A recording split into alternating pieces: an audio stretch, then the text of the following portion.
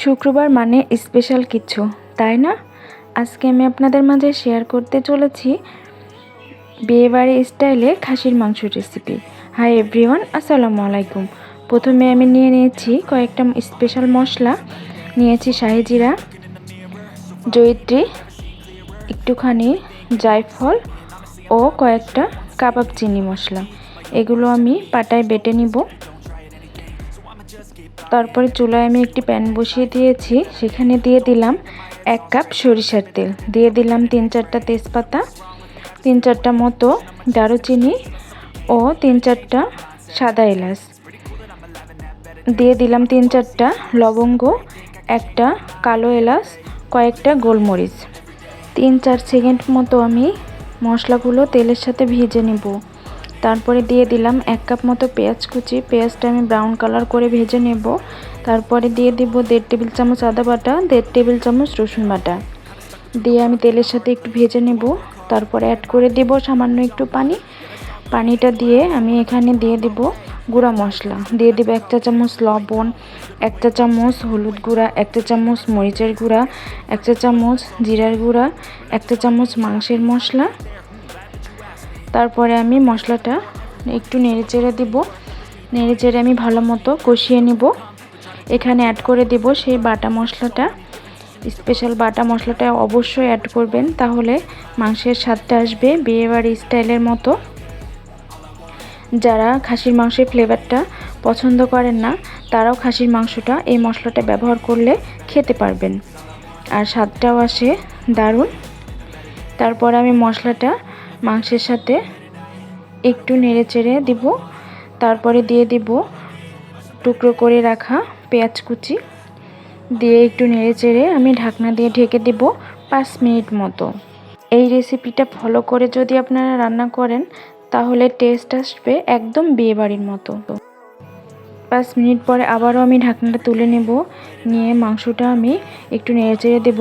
দেখতে পাচ্ছেন কতটা পানি উঠেছে মাংসে। তারপরে আমি আবারও ঢাকনা দিয়ে ঢেকে রাখবো 5 মিনিটের জন্য।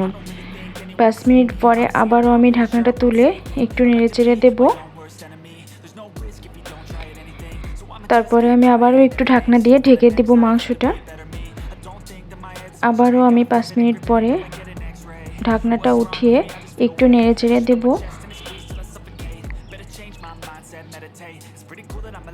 এই পর্যায়ে দিয়ে দিব আমি গরম পানি মাংসটা সিদ্ধ হওয়ার জন্য। আমি প্রায় 15 থেকে 20 মিনিট মতো মাংসটা কষিয়ে নিয়েছি।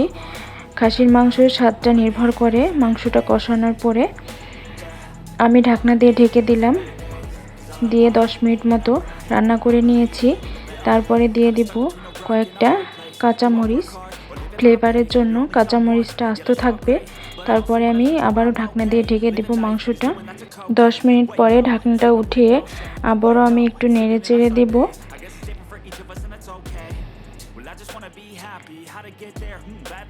এরপরে দিয়ে দিব 1 চা চামচ মতো গরম মশলার গুঁড়া, দিয়ে ঝোলের সাথে ভালোভাবে নেড়েচেড়ে মিশিয়ে দেব এবং আবারও ঢাকনা দিয়ে ঢেকে রাখবো 10 মিনিট মতো।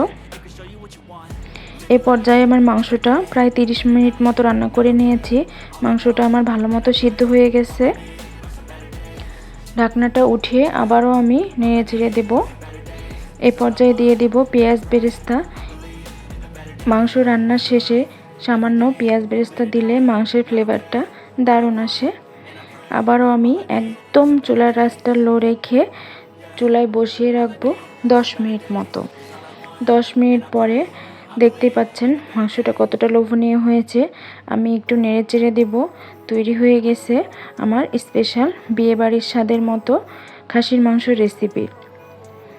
এবার পরিবেশনের পালা। চলুন তাহলে আপনাদের পরিবেশন করে দেখাই। দেখতেই পাচ্ছেন মাংসটা কতটা লোভনীয় হয়েছে। আমার ভিডিওটা যদি আপনাদের ভালো লেগে থাকে, তাহলে একটি সাবস্ক্রাইব করে দিবেন।